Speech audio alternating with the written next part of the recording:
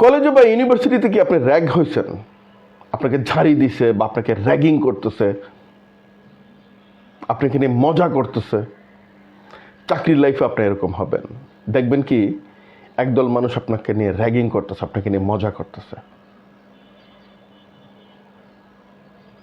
যদি এরকম হয় ওই কোম্পানি স্কিপ করেন, ওই কোম্পানিতে থেকে আপনার লাভ নেই, ভালো করতে পারবেন না এই কোম্পানিতে, আপনি এই কোম্পানিতে ভালো করতে পারবেন না। কোম্পানি স্কিপ করেন, অন্য কোনো কোম্পানিতে চলে যান। ইভেন একটা চার দোকানে কাজ করেন, সেখানেও আপনি ভালো থাকবেন। একটা পানের দোকানে কাজ করেন, সেখানে আপনি ভালো থাকবেন। এই ধরনের কোম্পানিতে আপনার কাজ করার কোনো দরকার নেই, যেই কোম্পানিতে এক কর্মচারী আরেক কর্মচারীকে র্যাগিং করে এবং কোম্পানির ম্যানেজমেন্ট এগুলো জেনেও না জানার ভান করে থাকে। এরা কাজ চায় না, কাজের নামে অকাজ চায়। এইসব কোম্পানিতে 30% কাজ চলে, আর 70% হচ্ছে একজন আরেকজনের কামড়াকামড়ি করতেছে। কোম্পানির কর্তৃপক্ষ জানে, ডিরেক্টররা জানে, ম্যানেজমেন্ট জানে, কেউ কিচ্ছু বলে না।